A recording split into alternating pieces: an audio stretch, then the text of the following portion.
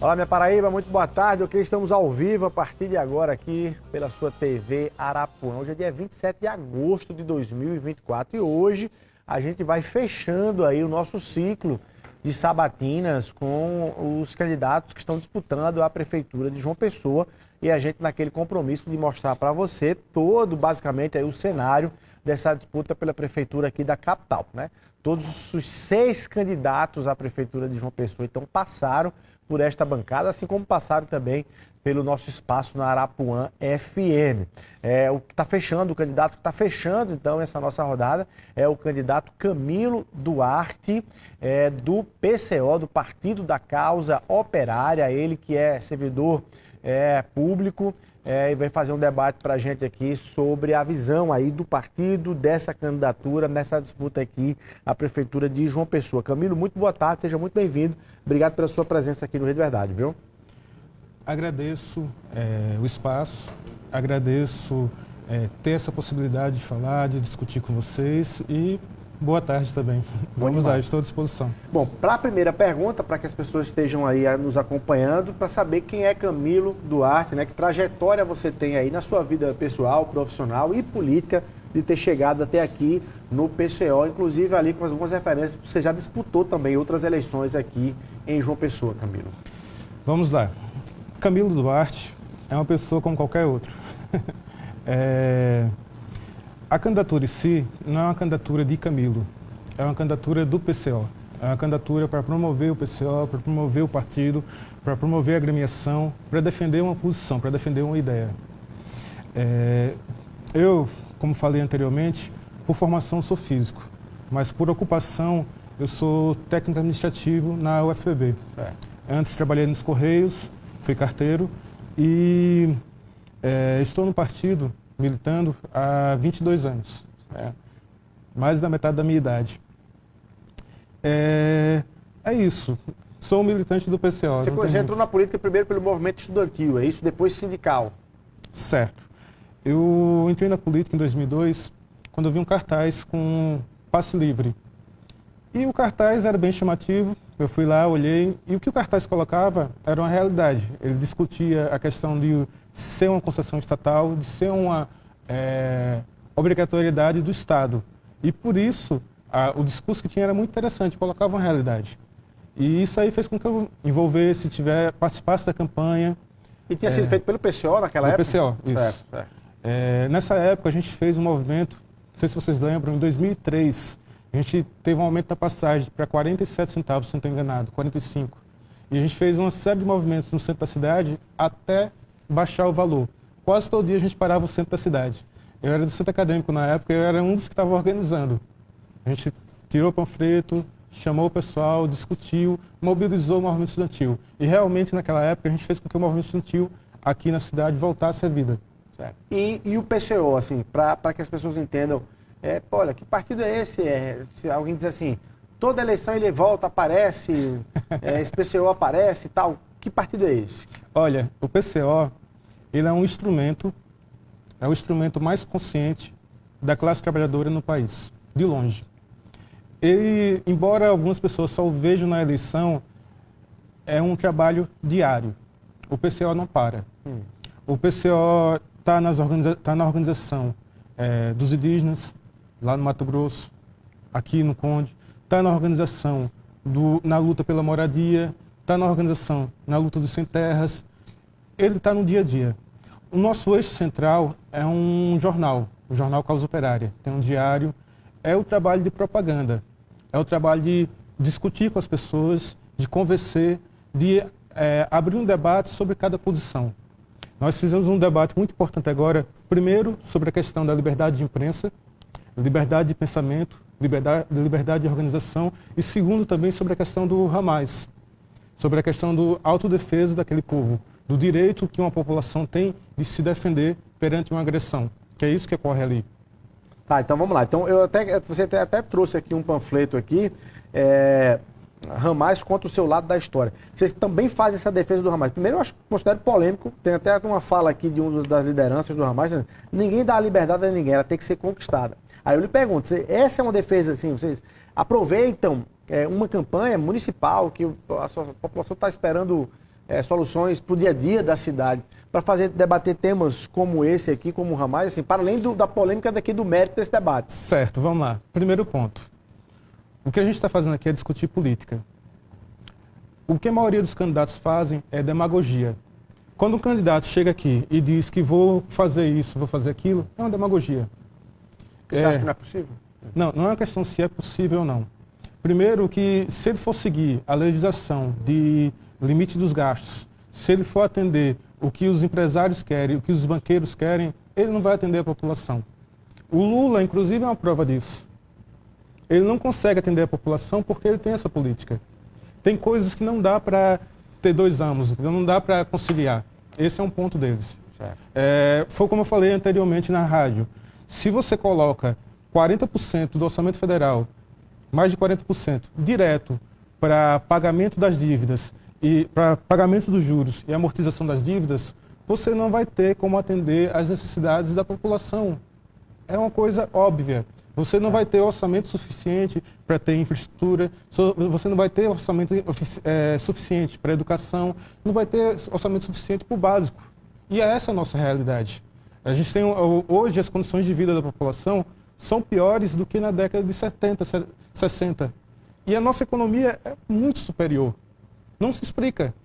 A diferença é que naquela época, o que era produzido, uma parte maior ficava com a população, diferente de hoje. E essa que é a grande questão. Certo, mas eu quero lhe perguntar até uma pergunta que ele fez lá no rádio, na Arapuã FM agora, e acho que agora que você tem um tempo aqui para poder explicar, mas quais são os pontos práticos, inclusive, para João Pessoa, se os tem, que você coloca à disposição da população da capital para dizer assim, eu vou dar esse ouvido ao candidato do PCO. Perfeito. Primeiro ponto, a gente tem que discutir que tudo é uma questão política e não técnica. Porque às vezes há o debate, a demagogia de dizer, não, eu sou o melhor técnico do que o outro. E não é uma questão técnica, não é uma questão se esse faz melhor do que aquele. A questão é qual interesse esse serve e qual interesse aquele serve. Isso é uma coisa óbvia. João Pessoa, por exemplo, transportes. A gente tem, quando eu vim morar aqui em 2002, a passagem era 30 centavos, se não estou enganado. Hoje está quanto? Não acompanha. É uma questão política. Houve um lobby muito forte. Inclusive, eu falei do meu início na política. Daquele início, quase todos os que estiveram no movimento comigo, ou estão no governo do estado, ou estão na prefeitura. Foram cooptados. Foi assim que acabou-se o movimento estudantil. O prefeito, que também era Cicero Lucena na época, deu autorização à APES para fazer carteira de estudante, e a APES começou a chamar, se a gente chamava uma manifestação no centro, eles chamavam uma manifestação quase do outro lado da cidade. Dividia, e depois, quando o Ricardo Coutinho assumiu, ele levou metade do movimento estudantil com ele, os cargos.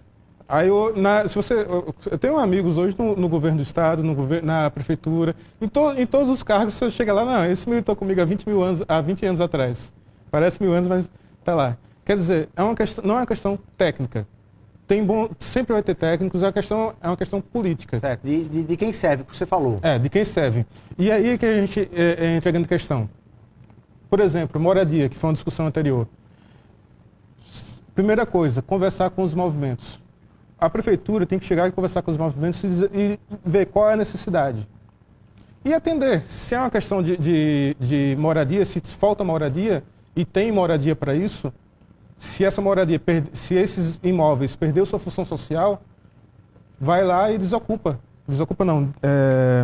Desapropria. Chama a população a estar ocupando isso. Porque, como eu falei anteriormente, não adianta só um prefeito dar um decreto. Ele tem que ter um apoio popular, tem que ter uma política em torno disso. Seria uma medida, caso o PCO chegasse com certeza. Prefeitura aqui, seria uma medida de desapropriar alguns... Sim, é óbvio. Propriedades privadas aí. A grande questão é, tudo, inclusive propriedade, tem uma função social. Isso não é uma questão comunista, é uma questão capitalista. Se perde a função social, não faz sentido continuar. Não há, como eu falei anteriormente, no Canadá, você não pode, em vários setores do Canadá, você não pode comprar imóvel para especular. Então, por que aqui isso é permitido? Não, assim, é tão fora da realidade você tem um país em que a população morre de fome, uma parte da população literalmente morre de fome, e que outra sobrevive de uma forma super precária, e quase metade do orçamento federal vai direto para os bancos, porque o cara comprou um papel há 50 anos atrás. Não faz sentido, entendeu? Mas vocês avançariam sobre a propriedade privada? Do ponto de vista municipal, talvez não tivesse muito essa condição, essa abertura, né? Olha, primeira coisa,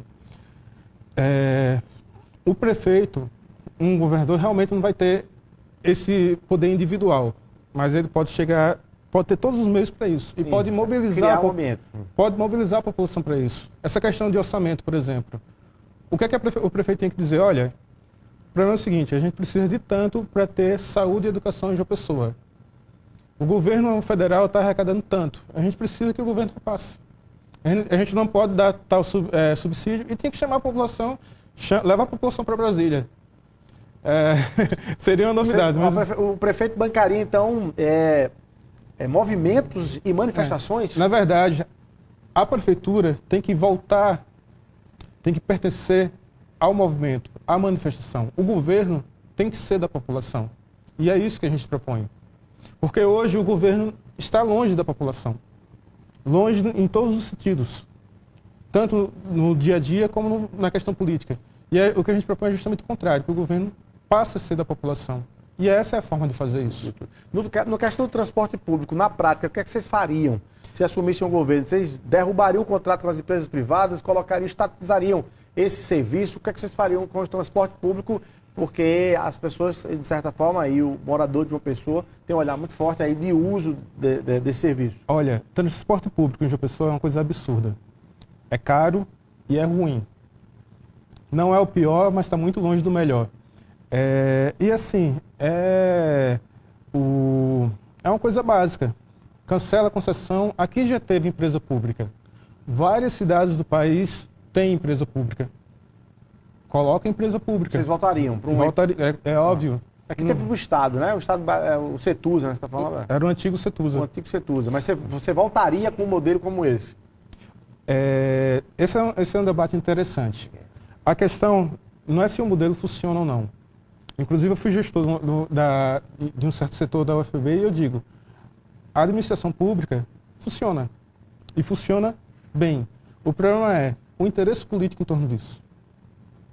É como eu falei anteriormente lá, a administração pública tem dois grandes problemas. Um é investimento. Não dá para falar em nada se houver investimento. Como eu falei, o candidato que chegar aqui dizendo, olha, eu vou fazer isso, vou fazer educação, vou aumentar a cultura, ou então tirar qualquer projeto mirabolante, sem investimento, é só demagogia. Ele vai ser obrigado, se ele for seguir essa legislação, se ele for seguir essa situação, se ele não lutar pela situação, a se submeter a isso. E sem investimento você não vai fazer nada. Então a primeira coisa é a questão de investimento. Tem que se lutar por isso. E segunda coisa é ter a administração, aqueles que tomam o serviço e aqueles que prestam. Quer dizer, os mais interessados é que tem que estar à frente. O empresariado de João Pessoa, que investe aqui nessa cidade, a João Pessoa é uma cidade que tem crescido economicamente, tanto do ponto de vista de turismo, de serviços, de especulação imobiliária e tudo. Pode olhar para a fala de vocês, para o discurso de vocês, assustado. Tem razão do empresariado que investe, que faz gerar a economia, ficar assustado com a proposta do PCO? Quando você fala em empresariado, é algo vago, entendeu? Você tem que dizer que empresariado. Se você me diz um empresário que está especulando aqui com diversos imóveis na cidade e que está prejudicando a cidade, ele teria que ter preocupação. Ele teria que ter preocupação. Mas se você me fala de um pequeno empresário, não, ao contrário. A nossa política, inclusive, é que o governo tem que dar condições ao pequeno empresário. Ele tem que permitir que a economia se desenvolva. E nesse momento, isso é uma coisa interessante. Ter empréstimo, você tem aqui, se você for olhar, tem subsídios gigantescos para as grandes empresas. Tem dispensa de imposto, tem empréstimo, tem tudo. Se tem para uma grande, Era para ter, por que não para uma pequena? E assim, essa pequena realmente vai influir positivamente, ao contrário das grandes. Entendeu? Aí assim, quando você fala empresário, você teria que separar. Os empresários maiores teriam que ter esse medo do PCO, é isso? Ele, na verdade, tem um negócio interessante. Um ex-companheiro nosso, um militante nosso, ele foi preso durante a ditadura. E quando ele foi solto, durante o governo Dilma, ele teve acesso ao arquivo dele. E o arquivo falava uma coisa interessante sobre o PCO. Ele dizia, um partido pequeno, mas com ideologia que pode desestabilizar o regime. Essa era a avaliação do PCO, sobre o PCO do Exército. E você acha que ela ainda vale hoje? Hoje mais do que nunca. Hoje, eu era para ter respondido isso para o companheiro lá. Hoje o partido da extrema esquerda que mais lançou candidatos foi o PCO. Mais do que o PCU, do que o PSTU, mais do que a UP. O partido de esquerda que mais cresce é o PCO. E assim, politicamente, você tem os dois extremos. Tem o PCO de um lado, que polariza, e tem a extrema-direita do outro. Do ponto de vista de importância política, a gente está há 1000 anos nesse sentido. Agora, mas eu ia lhe perguntar exatamente isso, com base nessa história é um partido pequeno. Estrategicamente, inclusive, para se chegar na política, tem que se jogar um pouco do jogo das regras da política e vocês, de certa forma, se resistem a jogá-las da forma que elas são jogadas, né? Mas aí eu pergunto, como crescer, como ocupar o espaço, como ocupar o poder, se vocês, de certa forma, ali não se submetem a algumas das regras, como, por exemplo, a cada eleição executiva lança ali uma candidatura, ali ocupa um espaço e tudo, mas não cria uma base a partir de vereadores eleitos, deputados federais, e criando para ter tempo de cláusula de barreira, fundo partidário, tempo de TV, guia eleitoral, ou seja, passar a cumprir uma agenda que atenda às exigências da legislação eleitoral. Sem não fazer isso, vocês não vão continuar sempre sendo, mesmo com uma grande ideia, um partido pequeno? Aí é que tá. Primeira coisa, o PCO não é tão pequeno. Essa é uma realidade. Mas para a política na frente dos outros, sim. Não, aí é que tá. Se a gente fosse tão pequeno, não haveria... tem um ditado no interior que o pessoal diz que não se atira pedra em cachorro morto. A gente sofre uma situação absurda de processo, de perseguição jurídica. A gente é um dos poucos partidos que, por exemplo, nesse momento, não recebeu fundo eleitoral. Nós não recebemos fundo partidário e não recebemos eleitoral. Anteriormente, nós tivemos todas as nossas redes sociais bloqueadas pelo Alexandre de Moraes. Quer dizer, se a gente fosse tão pequeno, se fosse insignificante, a gente não teria essa perseguição. Isso é um ponto. E o segundo ponto... Eu estou falando do ponto de vista eleitoral. Assim. O ponto de vista eleitoral, o grande problema houve um crescimento, há essa tendência, é um fato isso, mas o nosso regime eleitoral é extremamente antidemocrático. Certo. Aí... Nosso regime... Por isso que eu estou dizendo assim, o tamanho de vocês, de ideia, de causa, tudo bem, mas eleitoralmente vocês não conseguem ultrapassar as barreiras impostas. Você teve 82 votos na eleição passada aqui em João Pessoa, ou seja, apesar da luta toda e da ideia toda vendida. A minha pergunta vocês em algum momento vão imaginar que vão precisar jogar o jogo? Não é a questão de jogar o jogo. O problema, a melhor definição de política é violência organizada. E a gente joga esse jogo. A gente faz esse jogo, inclusive, bem comparado com os outros grupos. Hoje no país não há nenhum grupo que tenha uma avaliação da situação política melhor do que o PCO. Se você olhar o nosso material, a coerência do material, você vai ver que isso é uma coisa... Nossa avaliação, nossa visão política está muito superior dos outros grupos. A questão eu citei na rádio o exemplo do Partido Bolchevique, que ele era minoria na Duma, no parlamento lá na época, e quando a situação política alterou-se, ele se tornou a maioria absoluta, assim, se tornou maioria. Ele cresceu e tomou. Aqui não é diferente nesse sentido. Certo. Então, aí, deixa eu fazer a pergunta. Você está sugerindo, então, tomar na força? Não é tomar na força. Lá eles não tomaram na força. Não, assim, mas eu estou perguntando se você... para eu entender, o PCO aqui, se você está dizendo que a lei eleitoral ela é pesada, ela é injusta e antidemocrática. Para vocês entrarem no jogo com o tamanho e ampliar o tamanho eleitoral, ou rompe ou entra no jogo e veste as regras, ou rompe. Aí eu estou perguntando, você defende esse rompimento? Vou dar um exemplo. O PT passou por isso, apesar que na época não era tão antidemocrático. O PT se adequou. Aí é que tá, ele não se adequou por isso. A disputa que tornou o PT o que é hoje foi uma disputa entre dois poderes, que na verdade era a causa operária e a articulação de 113, na época interna, e foi isso que deu o caráter do PT. Aí assim, ele não mudou o caráter. O PT é o mesmo caráter que ele tem desde que nós fomos expulsos. É o mesmo PT. Os mesmos problemas, inclusive que o trabalhador tem que superar esses problemas. Aí a grande questão isso é interessante. O nosso regime político ele é tão antidemocrático que o PCO, crescendo um pouco mais, ele não suporta. Se você para pensar, qual o sentido de um partido ter suas redes sociais, ter todos os seus canais bloqueados? De um partido, eu estava em São Paulo mês passado, e durante uma atividade nossa, nosso presidente e mais 2 militantes teve que sair para depor na Polícia Federal sobre a questão do sionismo. Por quê? Porque houve uma campanha, uma denúncia contra essa campanha que a gente está fazendo. Aí, por que se um partido é tão pequeno, se ele é tão inofensivo, por que há uma necessidade de tanta repressão? E assim, o nosso crescimento, inclusive, é uma coisa que é impossível de conter até certo momento.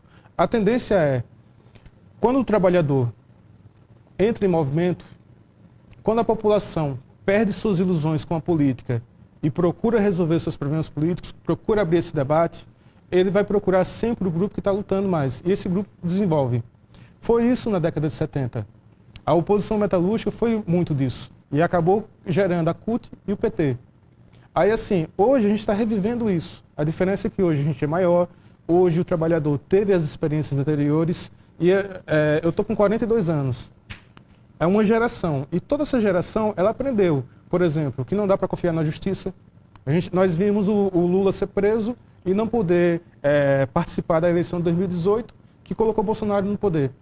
Nós vimos a Dilma sofrer um impeachment sem nenhuma questão legal, só uma questão política. Aí assim, isso cria uma maturidade política. E abrir esse debate, por exemplo, o debate que a gente falou da Palestina, da questão de direito à autodefesa, direito a se expressar, isso é uma coisa que o trabalhador olha, beleza, nesse momento nem todo mundo absorve, mas com a experiência vai mudando. Uma coisa é você falar isso, quando a gente falava, por exemplo, que o Estado é um Estado burguês, que a justiça não atende a todos por igual, se falava isso há 20 anos atrás, a pessoa olhava assim, dizia tudo bem. Mas depois que um presidente eleito foi retirado do cargo, sem nenhuma justificativa, é algo assim, para essa geração, muito impactante. Quando outro candidato foi impedido de participar por uma questão puramente política, isso também é impactante. Gera outro cenário. Camilo, vamos rapidinho para o intervalo comercial. Na volta, queria que você falasse um pouco sobre o cenário político aqui em João Pessoa, porque tem candidatos da direita, tem candidatos da esquerda. Quero saber se a esquerda se une aqui na capital e vai contar com o PCO nesse debate aqui, tá? Rapidinho, Certo. 1 minutinho só e a gente volta aqui no Rede Verdade.